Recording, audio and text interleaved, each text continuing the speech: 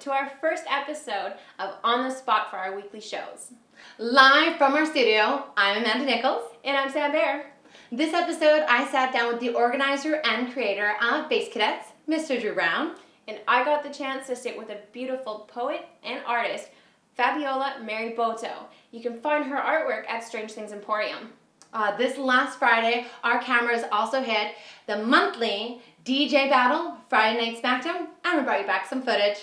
You're watching On the Spot.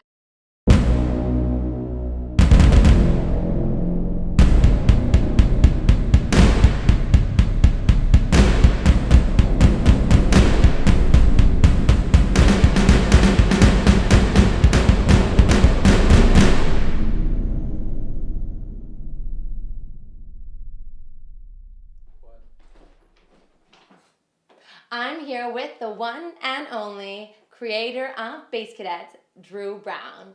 Hello, and thank you so much for making time in your day to come and talk to us. Hi, no problem. Very good. So what did you do today? I went to work, had dinner, and came here. Okay, so I'm not going to ask you what you had for dinner, but what do you do during the day for work? I have a collision repair. Okay, so you fix stuff? I fix semis, I rebuild them. Okay, so more body work though? Yeah. Okay, so when you're not making music beautiful, you're making semis beautiful. I do my best. Very good. So let's talk about your more new, so it's not brand new, but it's a fairly new event here in Winnipeg, Bass Cadets. Yeah, it's still pretty new. Yeah, so where did you guys get the concept to start the event? Well, we got the offer of using a venue. It's the Kennedy. It's at 330 Kennedy Street.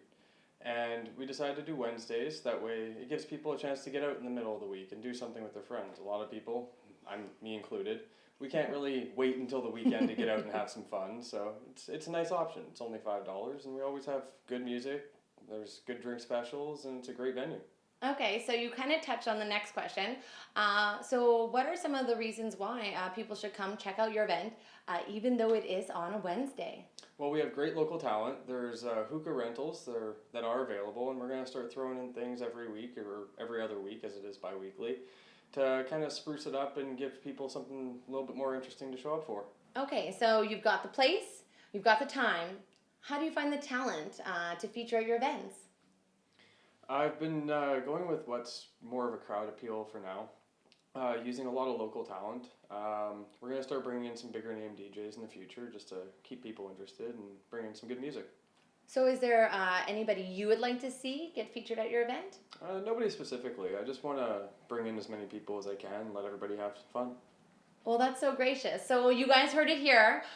You want to be featured at the weekly Bass Cadets event. You get in touch with this guy. Where can they get in touch with you, Drew? Facebook would be the easiest. You can join Bass Cadets. Hit me up on my own Facebook page or show up to the event and talk to me in person. Bring a demo. You need a demo. Yes, definitely bring a demo. So when is the next event? It'll be June 8th on Wednesday, 2016 at 330 Kennedy. There you go. And I have Thursdays off, so you know where I'll be. I'll be dancing at the Kennedy with my man Drew. Last Friday marked the 2-year anniversary of the monthly event called Friday Night Smackdown. When we interviewed Jared Jeeves back in 2014, who would have thought that 2 years later we would be there again, this time at the Planet Restaurant and Lounge. FNS has DJs going head-to-head for monthly titles in hopes to win the annual champion status. They are judged on different aspects, such as originality, transitions, basic technique, technical difficulty, and equipment utilization. Don't miss next month's version.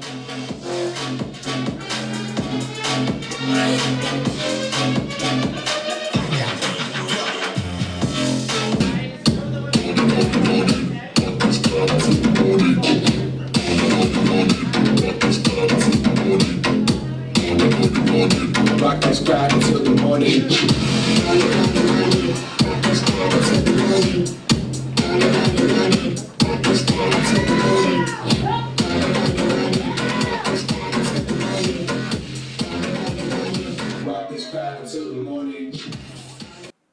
A Mexican-Canadian graduate from the University of Manitoba, Fabiola Marabotto, who is a poet, an artist, and a painter whose art has been purchased and shown all over the world, including Germany, England, Mexico, and of course lovely Canada. Thank you for stopping in. Thank you for having me. We're super happy to have you here. So I want to go straight into how do you incorporate your culture, because you said you're Mexican, into all your artwork? Well, I think that's what's already in me from living in Mexico for all my childhood is the colors that I incorporate into my paintings. They're all very bright. Also, the movement I incorporate while I make the paintings. And also how they are all emotionally charged. Either if it's the surreal paintings or the abstract, they're very full of emotions. Wow. I've actually diddled into some of your artwork and it looks absolutely stunning. Thank you. You're very welcome. I'm glad you could be here. So how did you become an international artist? Well, by trying really hard. So as soon as I finished university, I just started applying to whatever opening there was around the world that would match my work. So art festivals, film festivals, or openings, whatever, even selling them online through websites of galleries. I did that. So yeah, you just have to try as much as you can until they start accepting and responding with positive feedback. Wow. How long did it take for someone to respond to you going in there and showing your work and just waiting for someone to respond to you? Well, it's always different time frame, right? Depending on how close was the event from when I submitted. Some people took months, some people took even days, right? So it just depends how far away the event was and how much they liked my work, maybe. So going a little off topic, tell us a little bit about your poetry. Yes, I'm really excited about that actually, because at the end of this year I'm going to be publishing my first poetry book. It's going to be called Ethereal and Slow, Your Kisses. And it's all about love poems. So they're going to be in English and also in Spanish, but both of them are going to be translated. So it's going to be about 100 and 150 poems. So you're going to be able to buy that by the end of this year. Wow. Can you elaborate a little bit more on the English and Spanish transition between the two? Well, it all depends who inspired the poems. So for some reason I write more in Spanish, even though not many lovers of mine have been Spanish speakers, but I guess that's just how my head works, So most of them are written originally in Spanish, but then I translate them into English.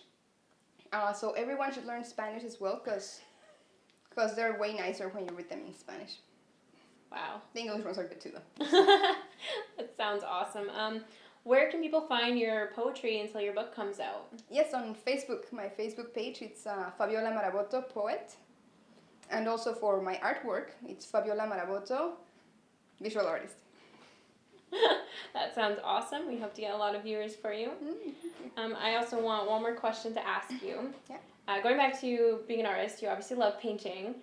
Is there any other kind of art media you'd want to try out? Yes, I actually have been thinking about this because I'm about to start a new series of works. So I've worked with water and with wind in my paintings, and I think the next element I want to use is fire. Wow. So I'm actually going to be setting them on fire a little bit, and we'll see how that looks. That sounds absolutely exciting and intense. Be very careful. I don't want you to hurt yourself. Especially your beautiful face. Thank you. Oh, wow. Well, I would love to follow along the journey, so keep me posted, and we'll keep all the viewers posted as well. Yeah. Thanks again for stopping by. Thanks for having me.